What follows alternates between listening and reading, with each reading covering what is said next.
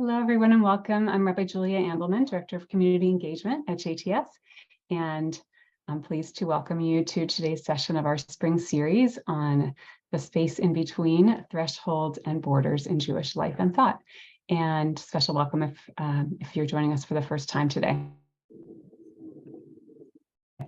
We're so pleased to have our esteemed alum, Dr. Jonathan Ray, teaching us today on his session is called On the Margins, Conversos, and the Question of Jewish Belonging Throughout History. So it's I would say a much broader examination of some of the questions that Professor Eisen raised last week for those who were here. And if you missed that session, you can check it out on the series page that there's a link to that in the confirmation email that you received today. We don't have any sponsors for today's session. We would love to get additional sponsors for subsequent sessions. We have 3 sponsorship levels, as you've probably heard me say many times.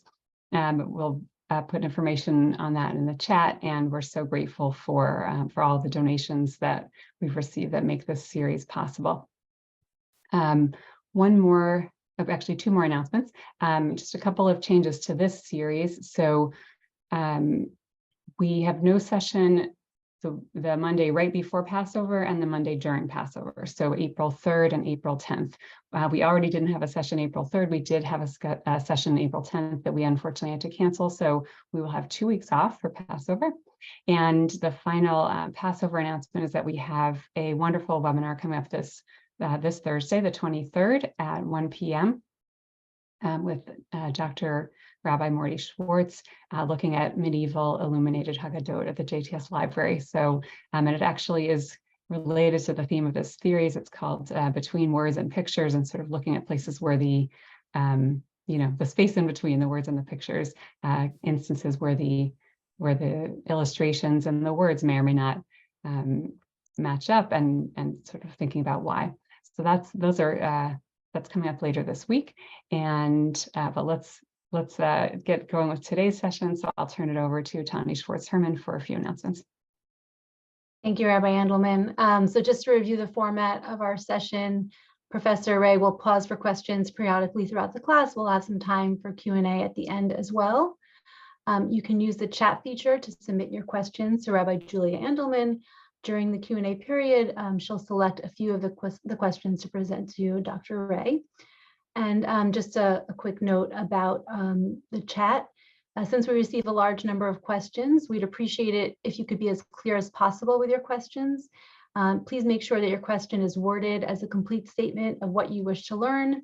If your question is in response to a specific text or insight that the scholar has shared, please clearly refer to that source or comment, as we may not get to questions until later in the session. For any technical or logistical questions, please initiate a private chat with either myself or Ellie Gettinger. The sources for today's class were in the email that you received earlier today, and we'll be screen sharing them as well. I'm so pleased to introduce Dr. Jonathan Ray, the Samuel I. Professor of Jewish Studies in the Department of Theology and Religious Studies at Georgetown University. He holds a PhD in Jewish history from JTS. Professor Ray specializes in medieval and early modern Jewish history, focusing on Sephardic Jews. His most recent book, which was just released, Jewish Life in Medieval Spain, A New History, illuminates interfaith relations in Spain from the Jewish perspective. You can read more about him and his publications in the full bio with the sources. And I'm so pleased to turn it over to Dr. Jonathan Ray.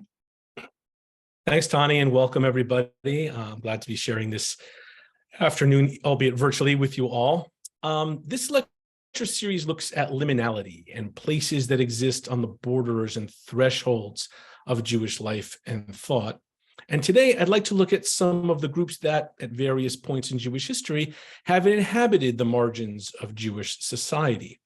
In particular, I want to discuss 3 different groups of converts, and what the questions that they raised and continue to raise about the nature of Jewishness has meant for Jewish society over the years.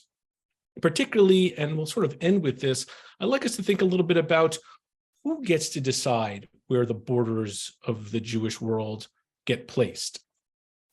So I want to begin with this notion of conversion and to recognize that few issues in Jewish history have caused a greater source of distress for the Jewish people than conversion. But what halakha mandates about who passes out of Judaism, and today perhaps who passes into Judaism, and what actual Jews are willing to accept have not always been the same thing. And that's where I'd like to start. I want to start with this group known as the Conversos. Now, technically, according to the most prevalent definition of halakha of the day, a Jew who was forced to convert out of Judaism under duress was still a Jew. And this comes from a dictum in the Talmud that says, Israel, although he sins, is still Israel, is still a Jew. And when individual Jews converted over time in history, this tended to be less of a problem. Even if some of the rank and file Jews didn't agree with that rabbinic tradition, how Jewish society dealt with one or two converts here or there was never much of an issue.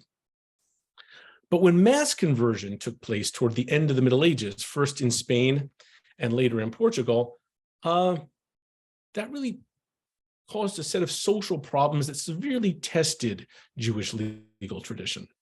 These converts in Iberia, known either as conversos or new Christians, were typically referred to as anusim in contemporary rabbinic texts. And by anusim, that means that Jewish authorities categorized them as Jews who had been forced to leave Judaism under duress and thus technically still as Jews. But those Jews who had avoided forced conversion, both in Iberia and in the neighboring lands where many of these conversos sought to return openly to Judaism, had some difficulty accepting that legal definition. After all, as time passed, some of these forced converts, some of these anusim, had lived for years, even decades, as professing Christians. They had eaten all manner of food. They had taken communion at churches and worshiped other gods. Their children, after a fashion, had grown up and known nothing about the Jewish world directly. They had only lived openly as Christians.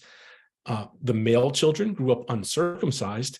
And so this question of, well, technically they are still Israel, technically they're still Jewish, was something that a lot of Jews had trouble accepting when we're talking about larger numbers of people. Now, rabbinic authorities were telling the communities that these people were still Jewish. But you can imagine the reactions. Were they still Jewish enough to produce kosher wine? If conversos were handling that wine, can I still drink it? Were they still kosher enough or Jewish enough to marry my daughter? I mean, I don't want to tell a rabbi he or she, or well, in this age, in the Middle Ages, it was always he, was wrong. But rabbi, I mean, this person who grew up as a Christian, he's only gone to church, he's never kept halakha completely, he's not circumcised, can I really accept him into my family as if he was any other Jew? And what about 20 years later, a generation later? Are we still considering these people who lived in Spain under duress when so many of the conversos had fled and openly returned to Judaism in places like Muslim North Africa, where they were able to do so? In Spain and other Christian countries, the church authorities had forbid the conversos to intermarry with Jews. Once you were converted to Christianity, the church saw you as Christians. But if the Christians aren't being the gatekeepers in the situation, that is, if the conversos could flee Christian domination and return to Jewish communities in North Africa, it was up to the Jews to really see whether they are accepting these people into their families, into their synagogues, as rabbis, as producers of kosher food, et cetera, et cetera. One of the earliest rabbinic authorities to issue a judgment on the Jewishness of the conversos was Rabbi Isaac ben Sheshet Perfet, also known as Ribash, who lived through these tragedies in Spain that led to the forced conversions and who fled Spain and eventually settled in North Africa. Ribash, like many of his rabbinic contemporaries, argued that these conversos were to be seen as victims of a terrible set of massacres and forced conversions in Jewish history, and that the Jewish people should, hold out hope that they are able to escape the clutches of the Spanish Inquisition and one day return openly to Judaism. Yet as time went on, even Ribash began to look at this situation somewhat differently. And I wanted to take a look now at the way he dealt with the situation in one of his rabbinic responsa or answers to rabbinic questions. So Tani, if you could put that first text up on the board for us. This is responsum number 11. And yeah, I don't know if you're able to make it any bigger than that. There you go. I think that might be helpful. Yeah, make it a little bit bigger. So the question opens with him reviewing the question sent to him. He said to his interlocutor, "You asked about an anusa woman, that is to say, a woman who had suffered forced conversion but was still considered Jewish, who divorced her husband, who is also an anus, for idolatry. That is to say, he was a Christian. And the witnesses to the writing of the bill of divorce and its ratification are likewise all anusim. So a conversa divorced a converso, and all the people who were present at the divorce, which was done according as best they could to Jewish tradition, were themselves at that time conversos, or professing Christians. The woman, thanks to the kindness of God and her own efforts, was able to escape from that land of persecution and come to the land of Ishmael, that is to say, a Muslim land, where she could worship God in peace without fear. You said that there were witnesses who were presumed to be qualified both in terms of our religion and in contrast among the Gentiles, but that some of them were prevented from leaving for many reasons. So we have this conversa is able to escape to North Africa, but many of the other conversos involved in this divorce settlement were not really able to escape along with her. Your uncertainty is whether the anusim have the status of wicked Jews who were disqualified from giving testimony according to the Torah law, since it is clear that they are staying there for reasons of financial greed. So we're beginning to see a divorce question now. Even if we say that this divorcee is now to be considered Jewish, she has escaped the clutches of the Inquisition, she's returned to Judaism triumphantly in North Africa, she's among Rivash's community in North Africa, can we consider her divorce a kosher divorce if some of the so-called kosher witnesses didn't leave? Does that now raise questions about their Jewishness? And if they weren't Jewish, can the divorce be considered Jewish because perhaps they were not allowed to leave? But here he also makes an important distinction. Some of these people are able to leave and flee persecution. The others who stay don't seem to stay, or at least the questioner raised the question, don't seem to stay out of questions of persecution. They stay for reasons of financial greed. So whether this is this lone questioner saying this to Ribash, or this lone questioner actually is channeling some of the anxiety of his community at the time, saying, "Oh, great rabbi, oh, Ribash, is it true that we can actually consider these conversos who choose to stay still under duress, when clearly some of them are able to leave? How do we process considering all of these conversos to still be of the same category as forced Jews?" And then we want to get to his answer. So if Tani can help me scroll down, I'm going to read this next paragraph starting however here. Thank you. However, this is the answer to his questioner. I wish to clarify my statement that one who became an apostate out of duress is still considered a Jew, even though he worshipped idolatry and desecrated multiple Sabbaths in public, due to the fact that he acted solely out of duress. One must understand this applies to someone who has taken pains to avoid violating any of the prohibitions of the Torah when he is alone. And this is where it gets interesting to me. By contrast, if a person is by himself and he is not in a place where he can be observed by idolaters, and yet transgresses any of the prohibitions of the Torah for which one is liable for lashes, for example, if he ate animal carcasses or trefot, whether he did so out of appetite or out of anger or order to anger God, even though he is not considered like a full-fledged idolater, the question is going to be, he is nevertheless disqualified from serving as a witness. So some of you might have picked up on the interesting point here.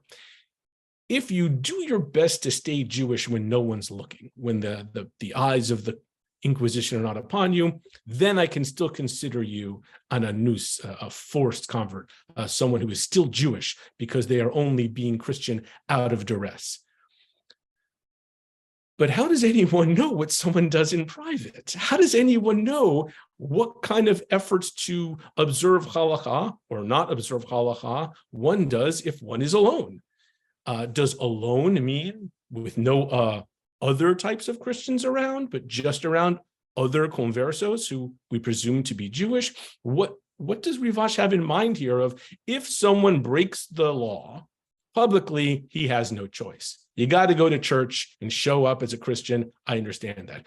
But in private, in your own home, you should stick to halakha as closely as possible and eat only kosher food as much as possible. And how do we know what people are doing in their homes?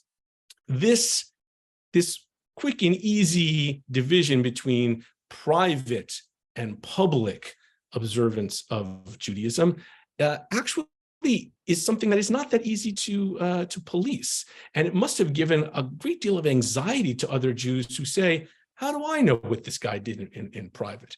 I hear that a lot of these conversos happily eat trefa and then shrug and say, what can you do? I'm here in Spain, I have no choice.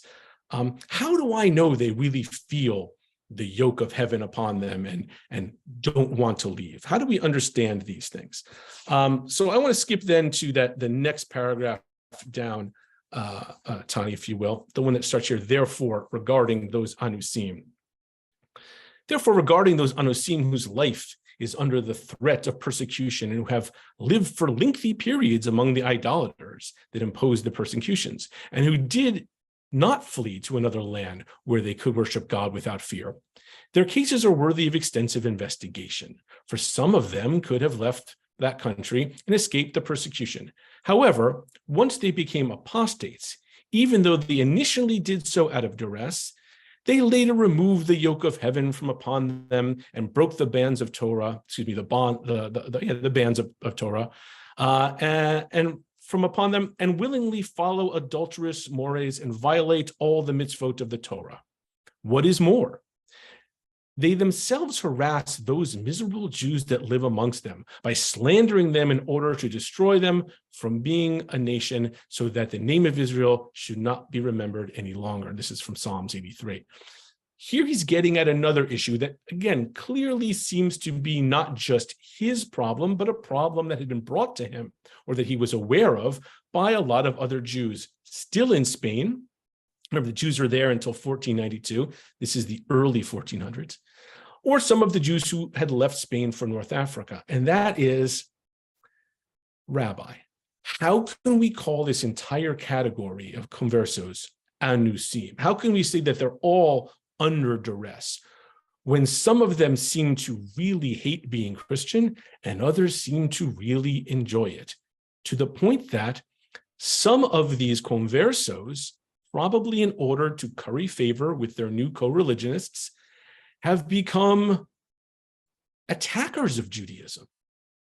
Here we're mentioning some of the Jews who not only converted to Christianity, but became members of the Inquisition themselves. Well, in this early point, not perhaps the Spanish Inquisition, but members of either the Papal Inquisition or members of the Christian communities of the Dominicans, the Franciscans, and others who made it their business to openly harangue and harass professing Jews. So here we have this law in the books that all conversos, because of the manner in which they were converted, are considered to still be Jewish. But some of those conversos seem to like it a little bit too much, and some of them have made a career out of trying to convert or harass the rest of the remaining Jews. Surely, Rabbi, surely these people cannot be considered to be Jewish anymore. And he continues after that note in Psalms, these wicked people hand over to the authorities even those anusim whose hearts are directed towards heaven and who are trying to escape persecution, as we have heard of a few such cases in Valencia and Barcelona. So here he's saying News is coming out of Spain, out of cities like Valencia and Barcelona, that some of these conversos who become essentially churchmen attacking Jews, attack not only Jews, but are handing over some of these right-minded conversos who were trying to practice Judaism in private. They're handing them over to the church authorities as Christian heretics. He continues here, it goes without saying that they are disqualified from giving testimony, that these conversos are not anusim, and therefore not Jews. And in this regard, they are considered inferior to Gentiles, despite the fact that their apostasy initially occurred under duress. So here he's saying, well, there's this general category we have in Judaism since the Talmudic days that a Jew who converts under duress is not a Jew. Is still a Jew, is not considered to have left the Jewish community. But he says, well, initially that's the case, but as time goes on, you have to differentiate between those people who are accepting their conversion and those who are resisting their conversion. And while it's easy to point out those conversos who are openly attacking Jews and other converts, it's a little bit harder to figure out which one of these conversos are privately being punctilious with regard to halacha. So I want to look at this last paragraph here. There are others who would willingly and wholeheartedly escape the persecutions, but they do not have the ability to do so, for they do not possess the means to pay the heavy expenses which would enable them to depart with their wives and children. So here he's saying, okay, some of those people still in Spain are good conversos, which is to say good Jews, and they would leave if they could afford to do so. But they don't want to leave the members of their household behind, and that's why they've stayed there so long. It seems that we historians would say, we know this to be the case for some people. And in fact, in the early 15th century, I'm sure there were some Jews who knew this to be the case for some people. But I'm sure there were also a lot of questions about those conversos who left after 25 years instead of 20 years. What took you so long? Did you really have that much of a hard time? Because we know this other family that was poor, and they got 10 family members out, and you only had 3 family members to get out. What took you 5 years longer?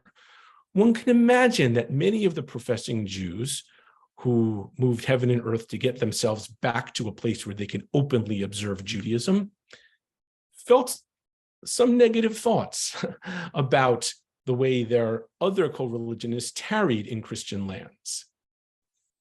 Hard to say which one of these anusim is still to be considered Jews and which one are not.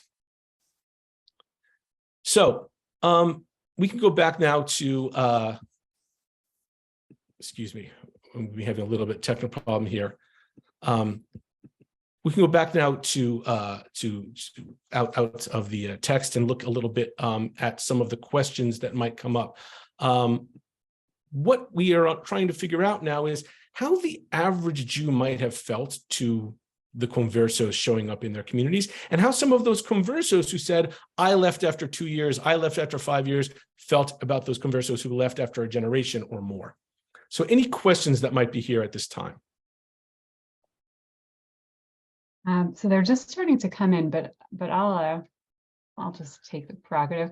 What I couldn't help thinking about when you were walking us through that source was conversations that have been in the news lately about Ukrainians who, under duress, ended up collaborating with Russians, and were they collaborators or were they? It's really the exact same question. And then actually, just today on NPR, I was hearing a similar conversation because of the 20th anniversary of the Iraq War, and people who, because of the violence, young people who sort of ended up hooking up with ISIS when, they're seeing drone attacks all over and have kind of outgrown that, but it's a different kind of a new situation. But that's what it made me think about, that these types of scenarios are not actually, just stuck in the past. No, not at all. As we'll see as we go on, they're not only not stuck in the past, but one of the key problems here is we have these legal answers that seem to resolve the situation. This group is kosher, this group is not kosher. but you have to believe that a person is in group A and not in group B. And that's where the legal process breaks down. That's something that law can't do for us. We have to decide for ourselves if we put these people in the category of essentially criminal behavior or, long-suffering freedom fighter, right? And that goes more to human psychology than it does to law. Yeah, someone was actually raising similar questions about Nazi Germany. So sure. Okay. Well, there's a general question about just how common was this phenomenon? Meaning, is there for Conversos to stay Christian for a long time afterwards? Is there a kind of reason that someone would assume one way or the other about a person?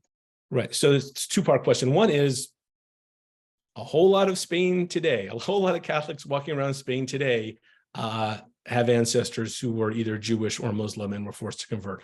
More converts stayed in Spain as Catholics than ever left. Okay, so the majority of Conversos stayed. Did they stay behind initially because they couldn't leave, then eventually they got used to it?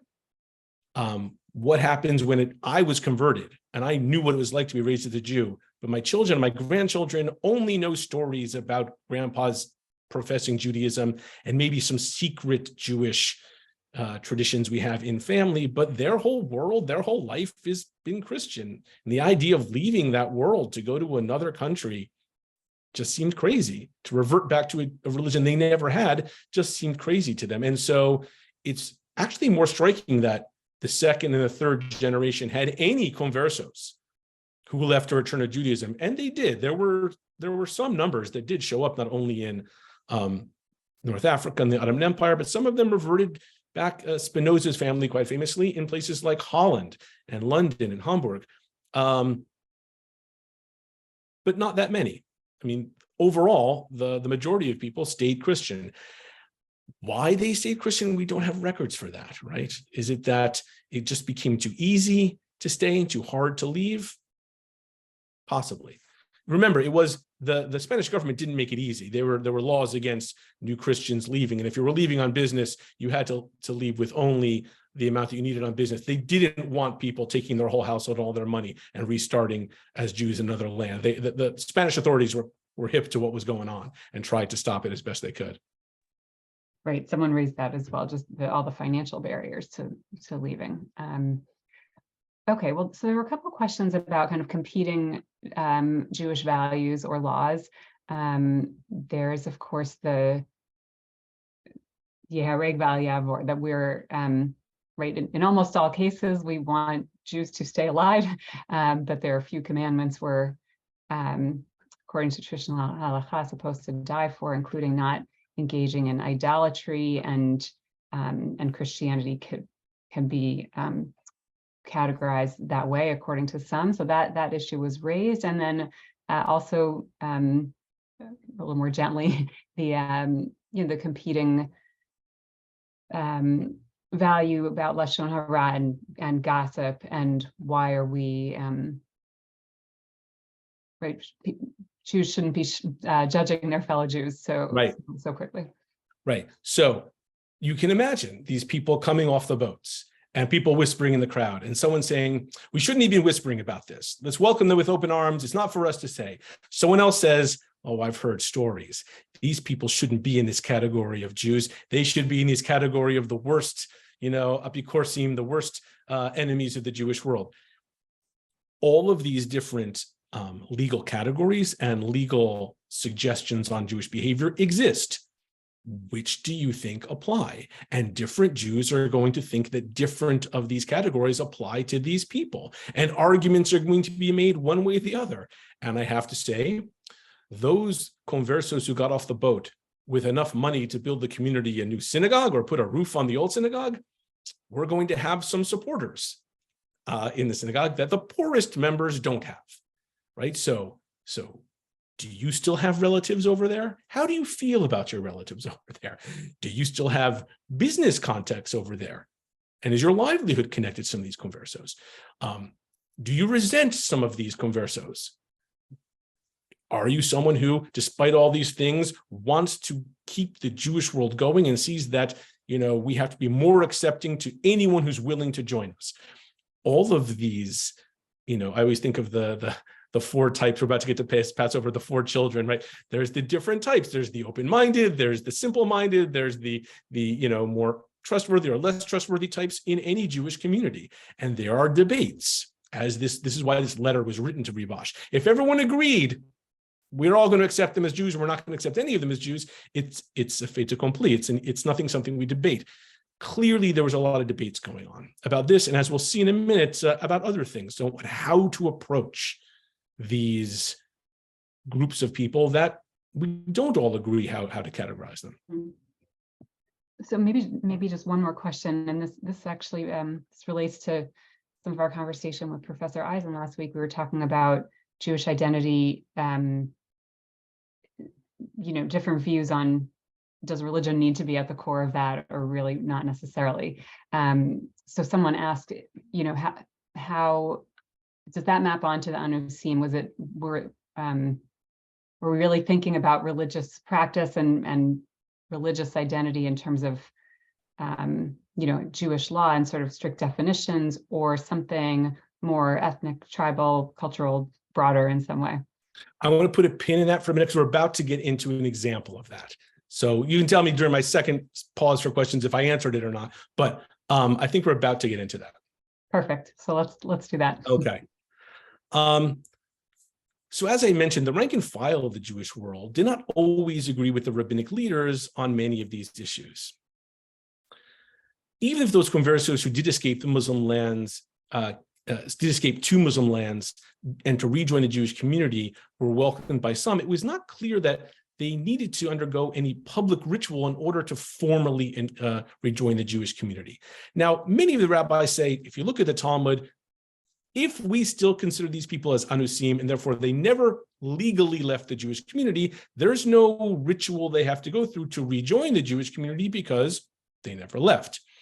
One rabbi wrote that while it's not required, it's not a bad idea for them to make a public declaration that they are no longer Christian, that they are rejoining the Jewish community, and do so with a whole heart, and they should do this in front of enough witnesses, basically to mollify the doubters.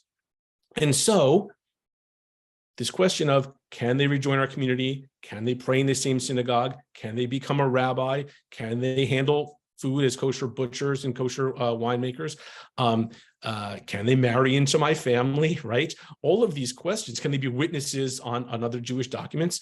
All of these questions can be handled very legally with a, yes, technically they never left Judaism, but a lot of Jews balked at this. And so we have questions of whether uncircumcised men or women who did not follow the laws of Nidah were really Jewish, like I'm Jewish and like my family is Jewish. And they were asked by some communities to undergo purification rituals, right, in order to at least symbolically rejoin the Jewish community. So here we have even some of the rabbis admitting that legally they don't have to do this, but, for public relations, it's a really good idea, and we strongly suggest them to do this.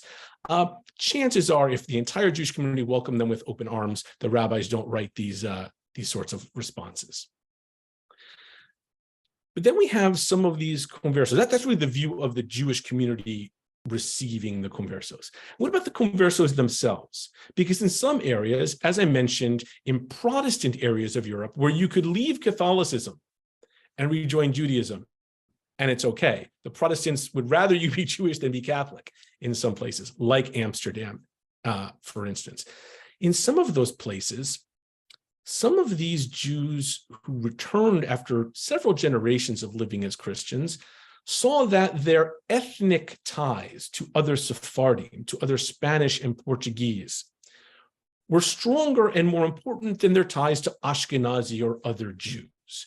And so some of these people said, what makes me a pure religious person isn't being Jewish or Catholic, but rather being Sephardic and not some other Jewish group. So we have some of these Sephardim who returned to Judaism would only marry other Sephardim, including marrying and doing business with some of those Sephardic members of their diaspora who were still Catholic. And they would not want to really interact with, in any kind of close way, some of these Ashkenazi Jews. And so this idea of being men of the Portuguese nation, as they were once called, people who had this history of conversion and reversion to Judaism in their past, formed sort of a community within a community. They were all now professing Jews, but they didn't want to hang out with other professing Jews who hadn't gone through that history. Is this sort of a, I feel rejected by these Jews, so I'm going to reject them back? Is it a more complicated reason for that? It's hard to say. But we see not only in places like Amsterdam and London, but also in the New World, in places like New Amsterdam, Savannah, and the Caribbean, these Sephardic families would tend to marry among themselves and not, for quite a few generations, mix with Ashkenazi Jewish settlers. And so, to someone answer this question, there are groups within the world who favor shared traumatic experience or shared ethnic or blood experience over religious observance. I'm happy to have Catholics and Jews in my families. I just don't want any Ashkenazim in my family, right? That's something that perhaps we don't always consider, and yet that dominated much of the so-called Western Sephardi diaspora for several centuries. And now, mindful of the clock, I want to shift a little bit from the Christian context to the Muslim context. Perhaps the Conversos are the most famous group of converts who stayed on the margins of the Jewish community in Jewish history, but they're far from the only one. Another famous group are known as the dunmed, who exist in the Ottoman Empire from the 17th century onward. The dunmed began as followers of the so-called Messiah, Shabtai Tzvi, who began his career sometime in the mid-17th century, and who, when he was causing a little bit too much disturbance in the Ottoman world, was apprehended by Ottoman authorities who said, "We hear that people are saying you're the Messiah, either show us that you're the Messiah, or accept Islam, or accept capital punishment." Given those choices and unable to make time and space end, Shabtai Tzvi openly converted to Islam. Interestingly enough, a portion of his followers also converted to Islam at that time. It doesn't seem that it was under duress per se, but they, it would seem, felt that he really was the Messiah, and that this passage from Judaism into Islam was the penultimate step that he was going to take before bringing about the Messianic age. And so, unwilling to think he was just a fraud, a certain percentage of his followers converted with him, thinking this was going to bring about the end of time as they knew it. But it got worse. The dunmed existed really on the edges of Jewish and Muslim society in many ways, like the Conversos did. They were technically seen as Muslim by the Muslim authorities, but generally rejected by most other Muslims. It also seems that while they were no longer considered to be professing Jews, many of the Jews continued to interact with them and live with them and go into business with them, such that our next document shows that 100 years later, there was still a question of the Jewishness of this group of dunmed, or new Muslims, as they're often called. Tanya, can we put up that second document we have? Are the dunmed Jewish? And this one, yeah, if you could really crank up the size for me, that would be helpful. Okay, that's good right there. And we're going to go to the top of we're going to go to the top of that page on the right-hand side there. So this comes from 1755, and these are, there's a question written off to a rabbi in the Ottoman Empire, and we're going to begin with that question there at the top where it says they came. So it says to the rabbi, they came to ask whether it is permissible to write an amulet for those apostates living among us, the ones who abandoned the words of God a long time ago and today still cling to their impurity. So the translation is it acceptable for these dunmed to write amulets even though they haven't been Jews for a very long time and they cling to their Muslim identity? So 100 years later, this is the great-grandchildren, perhaps, of those initial followers of Shabtai Tzvi. Are they still to be considered Jews, or are they still to be considered Muslims to this day? It goes on to say they publicly transgress the Sabbath and eat carcasses and torn animals. That is to say, they don't keep kosher. Yet they do have the opportunity to flee for their lives back to Judaism, and many of them have done so and hold fast to the laws of Moses and Israel to this day. So once again, there's this question of, well, they could return to Judaism. Several dunmed did return to Judaism. So this is a question dealing with those who stayed Muslim. How are we to consider them? And the response from our rabbi here is, it would appear that it is forbidden for, even with reference to someone who is completely Jewish, Rashba, a famous posek of the Middle Ages, of blessed memory, goes to great lengths to explain that it is improper to write amulets, somewhat period, right? So you shouldn't be having these people writing amulets even if they're Jewish. From the generality of these considerations, we must judge our situation and conclude that although these apostates in our time did not originally leave the Jewish community out of a desire to antagonize God, but rather for a reason that is known only to them, they are still called apostates who intend to antagonize. That is to say, I as a rabbi can't say that these followers of Shabtai Tzvi willingly converted to Islam because they wanted to leave Judaism. They did so for some reason I'm not willing to weigh in on. God only knows their reason. But whatever the case, I still have to put them in that legal category of apostates who are looking to antagonize against Judaism because it's been so long. If so, in our situation with reference to those apostates who live among us Jews in the diaspora and transgress all the laws of Torah, even in private, despite the fact that their ancestors turned renegade and forsook the Torah of Moses, for reasons known only to them, and despite the fact that they consider themselves part of Israel, they overturned the basin. In other words, they've gone beyond the pale. They've left Judaism. It's that last line that I find interesting.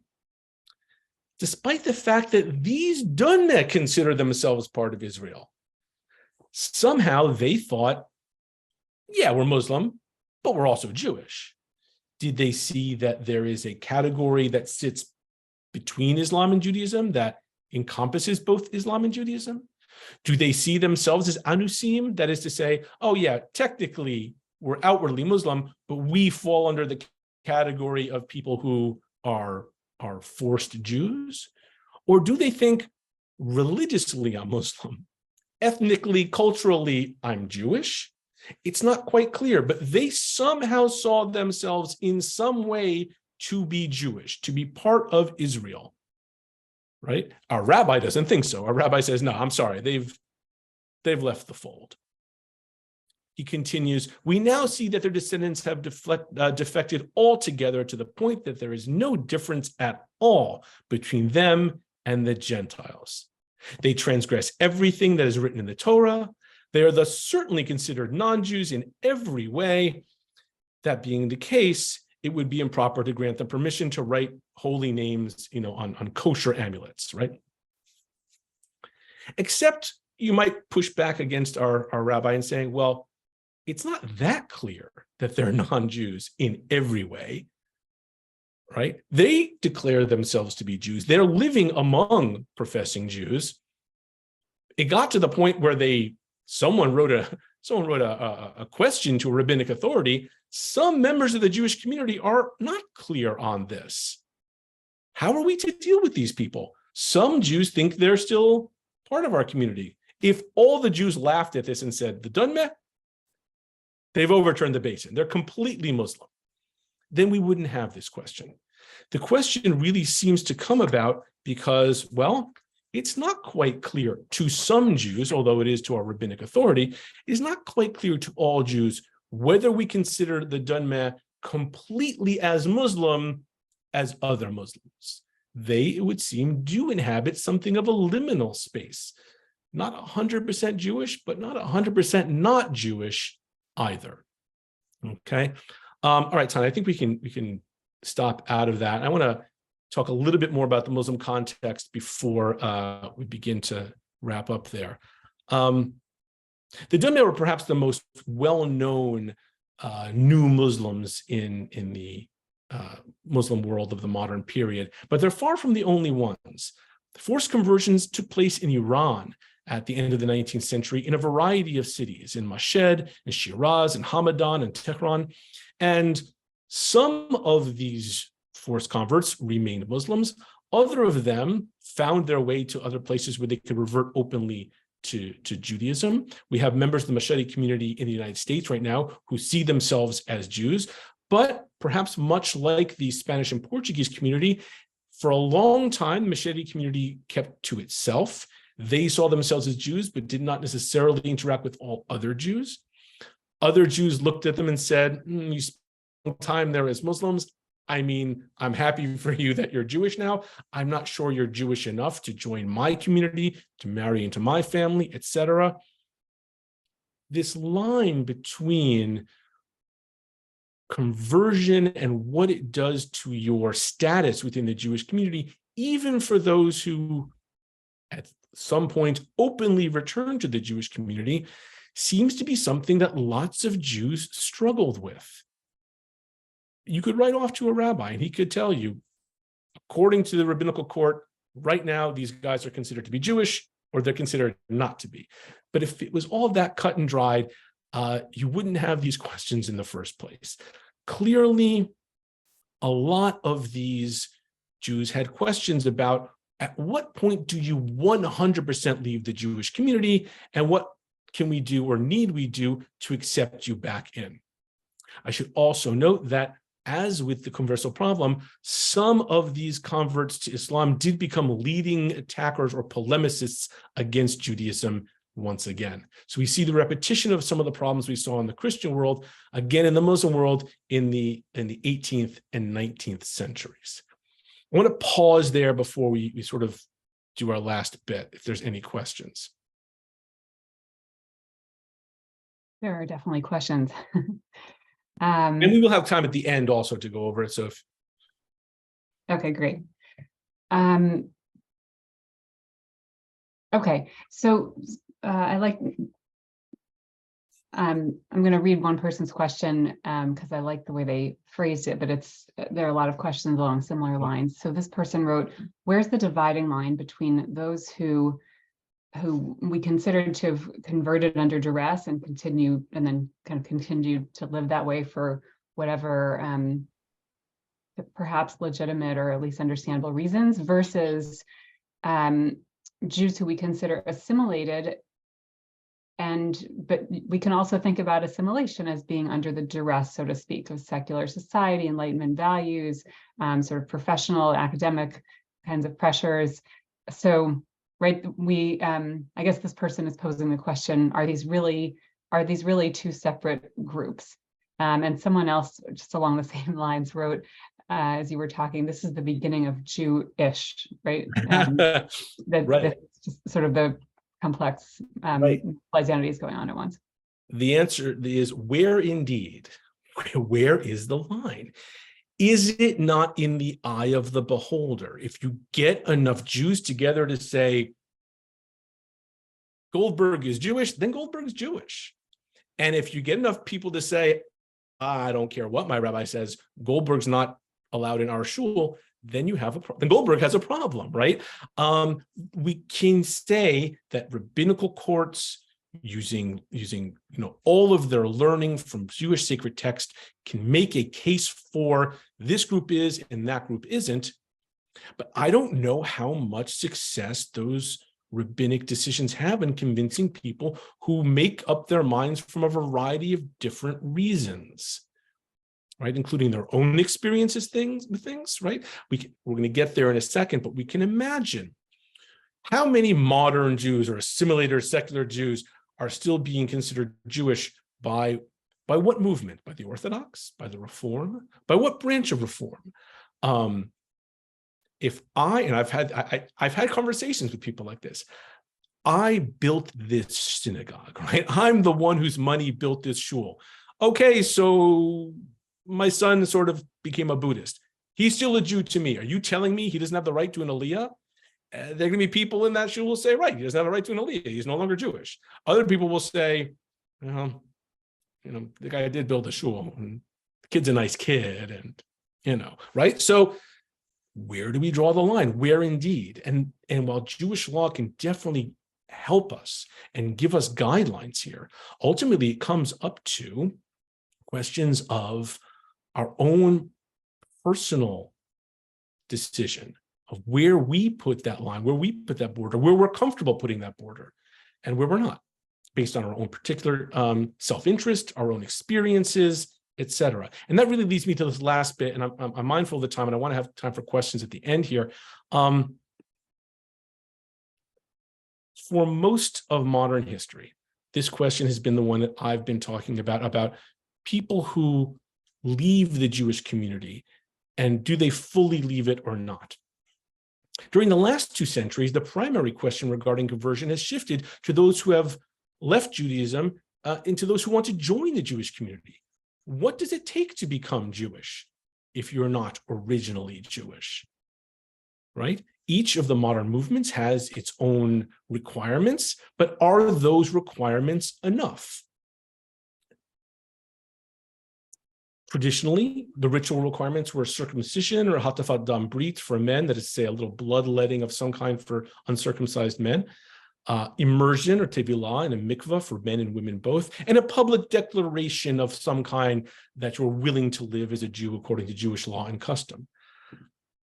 But at least starting in the 1980s, if not earlier, when the Reform movement introduces patrilineal descent, is that enough? There are going to be some groups in Judaism who say, I think the Reform movement has passed out of what I'm willing to consider Jewish. And so it's not enough for them to just go under these traditional requirements.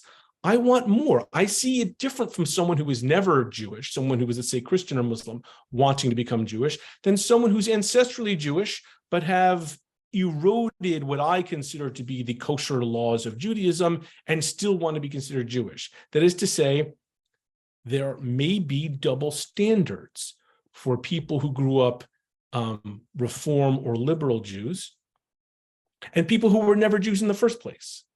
One group can be considered to be more antagonistic towards Judaism among certain traditional Jews than the other. And as we are, those of us who read and watch what's going on in Israel today, know that this question of who is and who isn't a Jew is very much tied to who gets to decide. This tension is actually built into the nature of Judaism. For much of its long history, Judaism has not had a particular head or central institution that can rule on these sorts of issues, but we don't have a pope or a caliph, right? It's rather been up to individual Jews or Jewish communities to decide for themselves what it meant to be a Jew. But with our return to an Israeli state, right, with a government institution that actually technically has a court system and can rule for an entire country on who is or who isn't Jewish, this question of where we put that border has become, as you know, a very hot button issue of our times. So the story of Conversos, although it's anchored in its time and place, is still in many ways something that still resonates with us today. How effective are rabbis in determining the essence and boundaries of Judaism if they can't carry the will of the people with them? And how comfortable are we as the people with certain levels of difference between us and other Jews? How willing are we to accept the essential Christian definition of religion, that it's about faith or belief and not about something else, not about or peoplehood or race or community, etc.? These questions appear to be with us today as much as they have ever been, and how Jews answer them will be at the center of Jewish life for the foreseeable future. So that's our talk for today. I'm willing to open it up for any kind of discussion, and I want to thank you for listening. Thank you so much. Okay.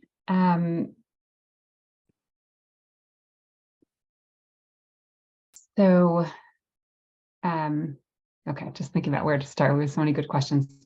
Well, I'll just include someone's comment to get us going, noting that, you know, even taking conversion, whether under duress or not under duress, conversion in, conversion out, taking everything about conversion out of the picture, we already have problems with, you know, some people not considering other people legitimate Jews. So it's almost like, you know, how could we even have any hope once you introduce all these complications around conversion into the picture? So that this seems to be, I mean, as you were just alluding to, something that we just like to do in the Jewish community, to kind of, you know, evaluate each other's legitimacy for better and for worse, and presumably mostly for worse. All right, but looking at questions. So one person asked if Conversos, and maybe we can broaden it to include the dunmed also, if there were communities where they were accepted back as Jews and as kind of fully legitimate Jews more easily than in others. And is there any way to measure that? And if so, do we know why in some places it might have been an easier transition? The short answer is yes. There were communities in which the reversion or the return was easier than others. It's hard to pinpoint a set of hard and fast rules as to why that is. The shortest answer I could give is those who had good sponsors, which is to say, if I want to return to a community and I have cousins there, and the cousins or former neighbors of mine or people who knew people in my family are willing to sponsor me, are willing to say, I know this guy, we want him in our community, come on, let's be open-minded about this, the reversion was a lot easier. Okay.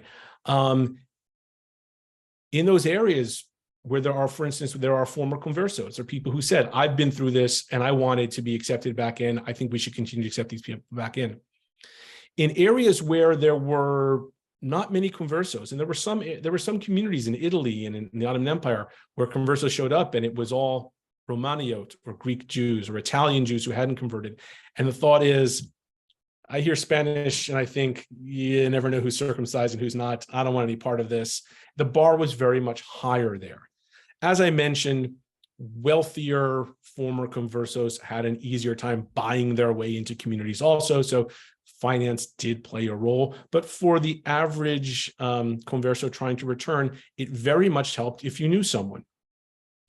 One of the reasons that the Western Sephardi diaspora was so sort of internal looking was that there were very few to no Jews in the cities that they settled in. So there was really no community to return to that would accept you, but rather the former conversos set up their own new Jewish community in Amsterdam and some of the other Bayonne and some of these other communities. And so there were no local Jews to tell them you can or you can't come in. As a matter of fact, it's they who played that role towards the Ashkenazim, who began to wander in towards the end of the 17th century. Great. There's a question about whether among either of the groups we've been talking about, was intermarriage with Christians or with Muslims a factor that you know, could have played a significant role in how they might have been accepted back. And even in the next generation, what do you do with someone who has one parent, right, who's a converso and one who is Christian, for example? Right. So this becomes very difficult. After a while in Spain, you do have intermarriage between people who are new Christians or conversos and people who are so-called old Christians, those who were never Jews. And what do you do with the offspring when they show up in diaspora and want to, let's say, openly return to a Jewish community, right? If there is a way, we do this today, to verify that it's the mother who was Jewish and she was an anusa and therefore still Jewish, then you could technically make a case for accepting this person. But it was not always that easy. How do you trust that this person is telling you the truth when it's very hard to verify these things after a while. You're living in Turkey and you don't know that many people in Spain who you can trust.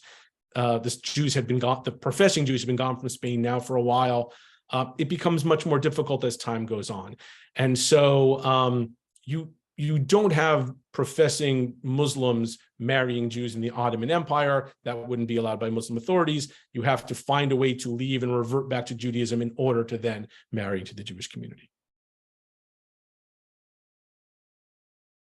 There are various questions related to Russian Jews in Israel and especially the Ethiopians, and religion having been lost in the way that it was preserved elsewhere, for a variety of really complicated reasons. So rather than kind of reading those specific questions, I guess people are interested to hear, what similarities you. It's fascinating and at times harrowing to look at some of these cases. When the refuseniks showed up en masse in the state of Israel towards the end of the last century, they were generally accepted without a lot of questions as Jewish, certainly by the Israeli state. Haredi communities had a different bar to reach, right? So I think a lot of the more Dati and Haredi communities in the state of Israel looked at these people showing up from the former Soviet Union as not quite Jewish. And if they wanted to join in, they were going to have to some sort of formal conversion ceremonies that they had to go through. The state of Israel didn't have a problem with it. The state of Israel at times has had more of a question about Jews from Eastern Africa. The Jewishness of immigrants from Eastern Africa. Make of that what you will, but I think it was a way that the courts decided. But again, the way that the courts of the state of Israel decided, and the way every individual community or yeshiva or day school decided, could be a little bit different. Just because you passed muster for the state of Israel doesn't mean that you necessarily pass muster for the different Jewish communities as far as going to yeshiva, marrying into those families, et cetera, et cetera. After a while, there was a feeling that, at first we thought a lot of these refuseniks were Jews who had become secular for a few generations. It then became clear that some of the people showing up from the former Soviet Union really had no relationship to the Jewish world and were just looking for a way to get out of the former Soviet Union, which muddied the waters for those who really did have Jewish ancestry. And what you believed and what you didn't believe was really a personal issue. I know that the Masorti, the conservative movement in Israel, has been kind of taken on a pretty significant advocacy role with a lot of specific cases of Russian Jews who were being denied, for example, burial in Jewish cemetery because they, wasn't considered that there was enough proof. Certainly marriage. So I guess we don't hear so much about those cases, but I do remember, hearing kind of appeals from the movement specifically. I mean, we don't hear about them so much in the general Israel news, right. I don't think, but I have heard about it from the movement. I don't know if you know anything more about that. No, but again, you can imagine that there are also people in the conservative movement or the Masorti movement in Israel who are less enthusiastic about those initiatives. Right? Some people think we are going to fight for these rights of these Jews to be treated as Jews and interred in a Jewish ceremony, right? And there are other people who are like, really? That's where we're putting our efforts? I don't even think these guys are Jewish anyway. I don't follow what my rabbis in my movement think about that particular issue. Tough stuff. Okay, so someone. Oh, and did you want to add anything about Ethiopians? Someone mentioned a case where apparently there were cases where there have been kind of like a ruse to bring Ethiopians to a swimming pool and mass convert them without their knowledge, things like that. Right. So the question is, are these people Jewish? Are they mostly Jewish, but they need ablutions, right? They need that, like I said, they need a sort of ceremony to really convince us all that they are now purified and that we create a mikvah situation for them. Other people, as you may know, many Israelis who think, if you're secular Israeli, who cares? Why are we going through this? This is so silly. If they say they're Jewish, then they're Jewish. So yes, there are all sorts of different stances on how to look at these groups and then how to treat them. It's making me think also about patrilineal Jews, meaning someone whose father is Jewish and whose mother is not, who are considered fully Jewish in the Reform movement and in the conservative movement, and to the right, considered not halachically Jewish.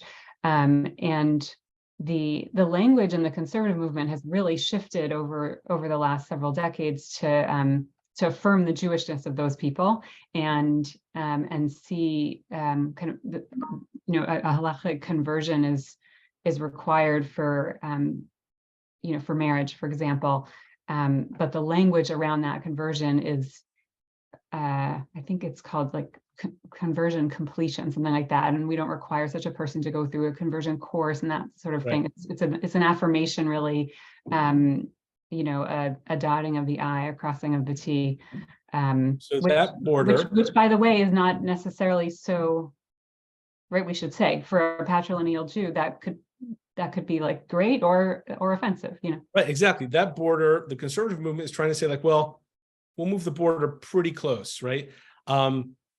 For a lot of ultra-Orthodox Jews in the 1950s and 60s, that they're showing up in larger numbers in the United States after the Holocaust, their feeling is, the Reform Jews are not my type of Jew, but they're Jewish, right? They're Israel. After the patrilineal descent, you see a lot more of the Haredi Jews in the United States thinking, I don't even think I can count them as Jewish, right? And we're not even going to want to have them convert as fear of some sort of impurity being brought in to the community. So, right, the border for who is Jewish in these different communities has shifted in the last 75 years, and each movement has decided to place it differently. I like your idea, right? So the conservative movement says they're mostly Jewish, and they just need to complete their Jewishness, right? And you can imagine a Reform Jew thinking, I've never been anything but Jewish. I don't know what you mean by completion. Yeah, I mean, when I was the congregational rabbi and I had, I had folks that I worked with around these issues, I would say, like, you have a Jewish soul, you're a Jewish, you're a Jewish person. I would talk about it as sort of a formality, or like, you finished law school, you haven't crossed the bar, passed the bar, something like that. But yeah, and I definitely met with a range of reactions. Okay, so here's an issue that a few people have raised in different ways, which is the question of mamzeh root. So I'm just going to define it for those who don't know. Or maybe I'll let you define it for those who don't know. But there are a couple of questions that someone has raised that's in terms of the stakes around these issues. Someone raised that as being at stake in terms of Ethiopian Jews, and then someone also asked around the dunmed specifically, was there this person thought there was more of a concern there because they may have been polygamous and then they could be producing on their own. All this stuff is fascinating. It doesn't seem to be what was in our text, right? Our text said quite clearly they've given up being Jewish. They've stopped following halacha. They've rebelled against the Torah in every way, right? In every conceivable way, they are no longer Jewish. They're Muslim, and they're probably right. And yet there were Jews. They themselves said, "Yeah, but we're still Jewish, right?" And there are some Jews who are like, "I don't know, are they?" So it would seem to be, you must be smacking your head. They don't follow halacha, they don't keep kosher, they don't go to shul, they don't circumcise, they may be polygamous, all of the above. Why are we even questioning their Jewishness? Because they still think they're Jewish, and there are at least some Jews who agree. There are some Ethiopians and others also in West Africa and other places who say, but I consider myself Jewish. What do we do with that? Right? And if there's enough people who say, to copy Rabbi Andelman, you have a Jewish soul, I'm willing to believe that you're Jewish. Is it enough to convince a whole community? Because if it is, whatever the halacha says, if an entire community accepts these people as Jewish, functionally, they're Jewish. Mhm. Perhaps much to the upset of other communities. And yet that's where the border sits until it gets moved by someone else.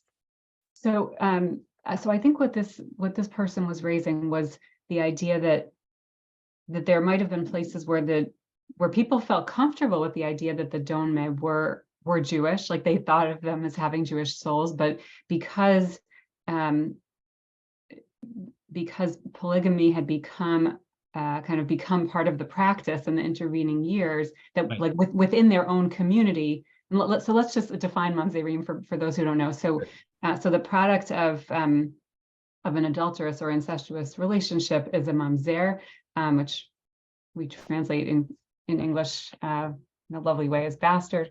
But it has a very, taking any negative connotation away from it, it has a very specific legal status Jewishly, which is that a mamzer can only marry another mamzer. So you're in a terrible and very difficult situation as a mamzer. So that's what this question was about. Was there such a case with the dunmed or not? Not that you're aware. So I don't know of any, right? Doesn't mean that there wasn't, but I guess my point is we have a lot of legal categories. They don't have much meaning if we don't accept them for positive or negative reasons. If someone says, hey, I have a preponderance evidence that shows this person is a mamzer, and we say, yeah, we're going to ignore that for other reasons because we want this person in the community and we want to allow them to marry in, then that category dissolves as an effective legal category. All of these legal categories only have weight to the degree that people recognize them. And when you have large enough numbers of these people living on the outskirts of your community, it increases the number of people who are willing to ignore or create new legal categories in order to let people in or keep them out. Okay, so a couple of maybe slightly narrower historical questions as opposed to these I don't know, these sort of gut check questions Philosophical we're talking about. So one person said, historically, it seems that Sephardic Jews were more likely to convert rather than be massacred compared to Ashkenazi Jews. Was the fear of permanent exclusion from the Jewish community more of a factor among Ashkenazi Jews? No, so that's an older thinking, basically based on the Crusade Chronicles, one particular set of events and the chronicles that talk about them in the earlier Middle Ages. It's not clear that during times of duress, any group is more or less likely to accept conversion. There were groups that en masse accepted both conversion and also martyred themselves in fairly equal numbers at different times in European and in Middle Eastern Jewish history. The only major difference I can think of is the Portuguese Jews who are converted by royal decree against their knowledge. They woke up one morning and Judaism had been outlawed and they were all said to be Christian from then forth. So it wasn't like they were given a chance to martyr themselves, really. But no, that's not really the case. Okay, thanks for clarifying that. We also had someone commenting who has worked with B'nai Anusim in North and South America as a genealogical volunteer. So I've shared a handful of interesting comments, but also noted that that the people that she's worked with, or at least some of them, have been interested in some kind of ceremony, the way we were talking about the conversion completion, so to speak, with the patrilineal Jews and the conservative movement, that they wanted some kind of marker to really come out of the this liminal space and to not be questioned. And she mentioned someone named Rabbi Malcolm Stern of blessed memory who kind of developed this ceremony of return. I wonder if that's something that has any historical roots.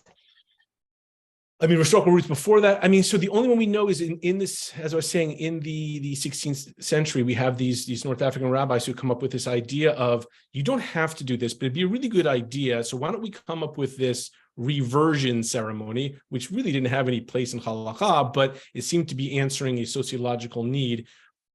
it would seem more on the part of the community. We'll feel better if Julia goes through this ceremony, then we can accept Julia. But we can imagine it also is something that Julia wants, because she's like, all right, I want to put this thing to bed. I want to go through the public ceremony and everyone say, I've passed the bar. Everyone say, I've now gone through it. I'm now a bar mitzvah, or whatever you want to say. I've gone through the ceremony, and we can no longer have whispers about this. So that's the hope. So that, right, that it does have precedence in the sense that there are ways of trying to clarify a murky situation.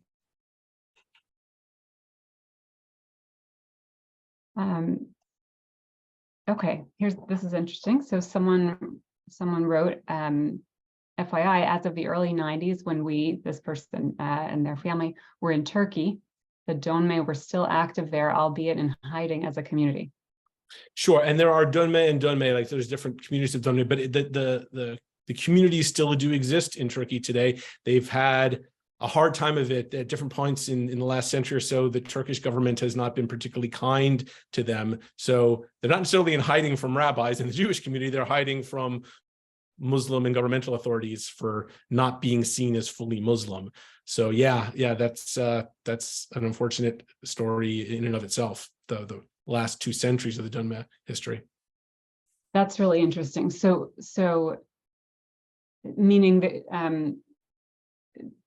meaning that the Jewish community is accepting them as Jewish? No, not necessarily Jewish. There's not much of a Jewish community left in Turkey, right? But no, the dunmed became sort of popular whipping boys for a variety of different ills in Turkish society. They became some sort of a group to blame very often, and not wanting to deal with that when in hiding. But they weren't being blamed by Jews, who had somewhat, for the most part, cut them loose. They were being blamed or attacked by Muslims. I didn't know any of that. Yeah. Okay. I'm just scanning through everyone's comments.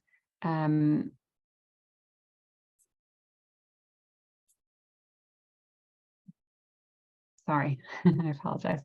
So a lot of people have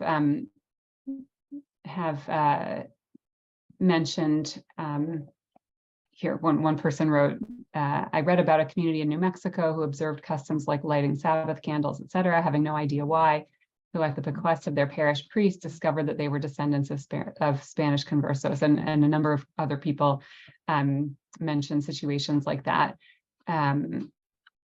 So I guess if we try to transcend the anecdotal, can you tell us how not in Israel, but in America, North America, South America, how are such people generally? Can you generalize sort of how? Yeah, it's hard to generalize. So right, this really began in the 20th century with people rediscovering their Jewish roots, and there's been people involved in researching this, and as books come out and people read the books, they say, hey, that's my family, right? Especially in places along what used to be the Camino Real throughout Mexico into the southwestern part of the United States. And there have been some people who've wanted to recognize that but stay Christian, and other people who want to return to Judaism. They say, oh, this is roots of mine that I want to fully embrace. And I think their path, those who want to become observant Jews, their path to it really had to do with what was available to them through the various communities: Reform, Reconstructionist, Conservative, Orthodox, etc. So as far as how they were accepted or what they were being asked to do as part of a return really has more to do with those movements, or maybe even particular rabbis within those movements that were willing to sponsor that, and those who were not.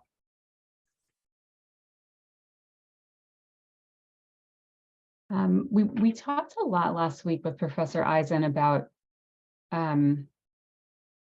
we were talking about what kind of the hyphenated lives we lead, so to speak. What we put first: are we Jewish Americans or American Jews? And a lot of people were raising the question, like, it's all well and good to think about how we define ourselves, but like really it's about how the rest of the world is defining us. How did Hitler define us, et cetera? And I think he was somewhat resistant, to that idea. But it's interesting. I think, this is really the opposite of that. I think really what's what matters much more in this situation is how other Jews are defining these Jews than how they're defining themselves. So it's interesting, sort of, kind of the trying to extrapolate, from that contrast. That I guess we really are more caught up in our differences. I guess that's really the takeaway, right? Than anyone else's. That we're so focused on status within our own community and our own identity. Yeah, absolutely. And I think, it's not unimportant what other people think of you, but ultimately you're going to have to make a decision for yourself what you think of you and what you as a community, not just you as an individual, but we as a community think of where we place the borders of Judaism. There will be others who will tell us you are or you are not Jewish, but we're not going to just sort of sit back and let them decide for us 100% of the time. We're eventually going to have to make up our mind what Judaism, what the Jewish community means to us, and where we set those boundaries. And over time, we've squabbled a bit among ourselves on that order.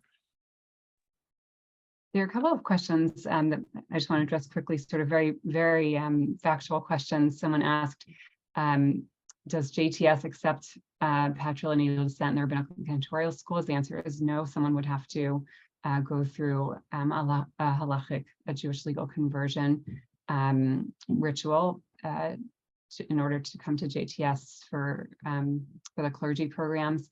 And someone also asked, how does the conservative movement deal with the fact that our Orthodox brethren wouldn't consider someone converted, to someone who had a conservative conversion to be Jewish, and they would require someone to go through a conversion again. So that's, I would say we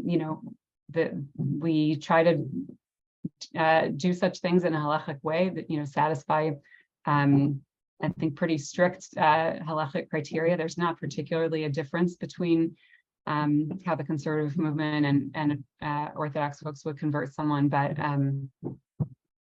but that's really, as Professor Ray has been explaining, it's really not what it's about. It's so much more about the assumptions that are made and kind of the scent of something potentially invalid. And when I was a congregational rabbi, if anyone ever approached me for conversion, I would tell them the conversion that we'll do is a traditional halachic conversion, but you should know that there are people who will question your conversion because I'm a woman rabbi, and if you want to go to a different rabbi, that's totally legitimate.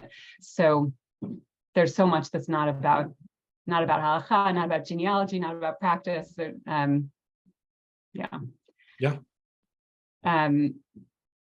Okay, so maybe it's a good place to stop. I wonder if you people are sending such interesting, very specific cases. So I'm going to read them, but I think I'm not going to read them here now. Do you have any sort of closing words for us about this history and what we do with it today? I mean, not really, other than what I said. I think that this is, we can think of the Conversos or the dunmed, if anyone have ever heard of the dunmed before this, or the machete Jews, as something exotic. It happened a long time ago. That's not something we deal with today.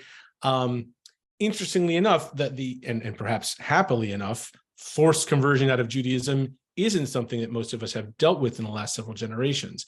But the questions that those conversions prompted are still with us now with conversion to Judaism, and what we accept and what we don't accept, and whether the Orthodox accept the conservative conversions, whether they're conservative will accept people who were of patrilineal descent, right?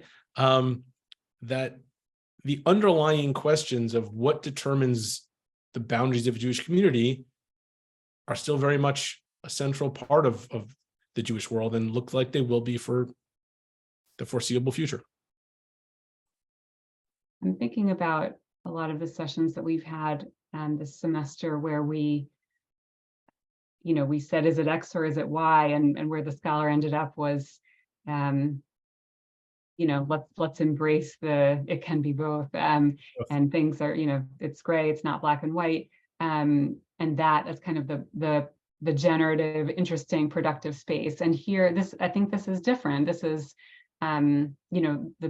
the liminal space where there's different clarity, where there's lack of clarity and different people defining people differently, is where there's a lot of pain and tension and exclusion. And it's not necessarily kind of the generative space in contemporary Jewish life. It's more of a painful one. It can be. So thank you for this. This is an important issue, and I really appreciate your takeaway that these issues that we have with how we define each other today are not new. They go way back, and just despite the the different historical specifics, really a lot of the nuances are very much the same. So thank you for introducing us, or kind of reintroducing us to this liminal space in terms of Jewish community, Jewish status. We're always so happy when you come and teach us. And I want to just let people know about next week. So on March 27th, a week from today, we will be delving into the incredibly simple and straightforward topic of gender identity, and specifically, that was sarcastic, specifically looking at gender identity in rabbinic literature, where actually kind of a non-binary framework was accepted in a lot of different ways, perhaps more than, or taken for granted, I should even say, perhaps more than we might think. So that is with Dr. Morty Schwartz next week, and we hope to see you then. And once again, thank you so much to Professor Ray, and thanks to everyone for joining us today. For those who put kind of questions in the chat along the lines of what we were saying before, kind of asking for a ruling, I'm happy to stay on for a couple of minutes and see if I can answer any of those. So if you're still here and you asked a question like that, feel free to stay on and I'll try to answer it. But thank you so much, Professor Ray, for teaching us today. Thanks, everybody.